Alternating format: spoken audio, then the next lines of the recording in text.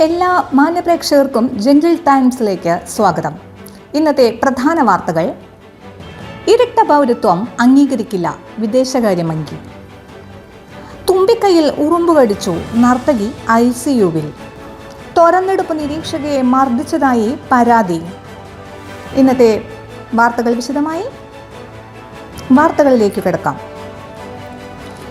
ഇരട്ട പൗരത്വം അംഗീകരിക്കില്ല, വിദേശകാര്യമന്ത്രി. വാലാട്ടിക്കര. നായ്ക്കളുടെ ഇരട്ട പൗരത്വം അംഗീകരിക്കില്ലെന്നും ശിക്ഷിക്കുമെന്നും വനവിദേശകാര്യമന്ത്രി. ബൗ എന്ന ഒറ്റക്കുര മാത്രം അംഗീകരിക്കും. ബൗ ബൗ എന്ന ഇരട്ടക്കുര സമ്മതിക്കില്ല. അതേസമയം മങ്കിയുടെ നിലപാട് ഇരട്ടത്താപ്പാണെന്ന് വാലാട്ടിക്കര നായ് മുന്നണി നേതാവ് അൽസേഷ് വാലിലമറ്റം ആരോപിച്ചു. പക്ഷികൾക്ക് കിയോം കിയോം എന്നും പൂച്ചകൾക്ക് മ്യാവ് മ്യാവ് എന്നും പറയാമെങ്കിൽ ബൗ ബൗ എന്നും അംഗീകരിക്കണം. ഈ വിഷയം സംബന്ധിച്ച് ഇനി ഒന്നും കുറയ്ക്കാനില്ലെന്നും അദ്ദേഹം വ്യക്തമാക്കി. തുമ്പിക്കൈയിൽ ഉറുമ്പ് കടിച്ചു, നർത്തകി ICUവിൽ. ഉറുമ്പുശേഖരമംഗലം. തുമ്പിക്കൈയിൽ ഉറുമ്പ് കടിച്ചതിനെ തുടർന്ന് പ്രശസ്ത നർത്തകി കാർത്തുമ്പി ഗുരുതര നിലയിൽ.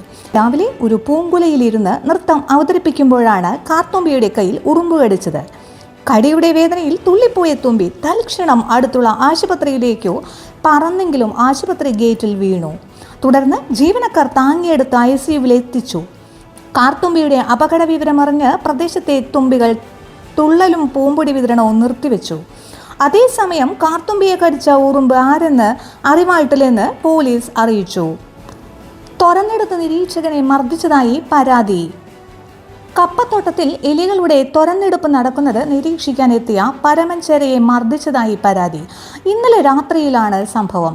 പെരിച്ചാഴി തങ്കന്റെ നേതൃത്വത്തിൽ ഒരു സംഘം എലികൾ മരച്ചീനി തുറക്കുമ്പോഴാണ് പരമൻചേര നിരീക്ഷകനായി എത്തിയത്.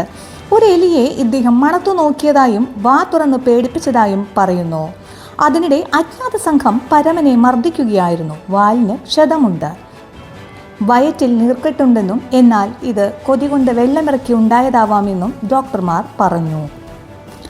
അടുത്ത ചൂട് പിടിച്ച തിരഞ്ഞെടുപ്പ് വാർത്തകളുമായി കിത്തുകുയൽ നമ്മോടൊപ്പം ചേർന്നുണ്ട്. കിത്തുകുയൽ, ഇന്നത്തെ പ്രധാന തിരഞ്ഞെടുപ്പ് വാർത്തകൾ പറയൂ. പാർട്ടി വിട്ടയാൾക്ക് സീറ്റ് നൽകും. മുയൽ പാർട്ടി വിട്ട മുൻ മന്ത്രി മുയലപ്പന്റെ മകൻ ചെവിയൻ മുയലിന് സീറ്റ് നൽകുമെന്ന് കങ്കാരു പാർട്ടി. പല പാർട്ടികളിലായി ചാടി ചാടി നടന്ന ചെവിയൻ ഇന്നലെ കങ്കാരു പാർട്ടി സെക്രട്ടറിയുമായി കൂടിക്കാഴ്ച നടത്തിയിരുന്നു.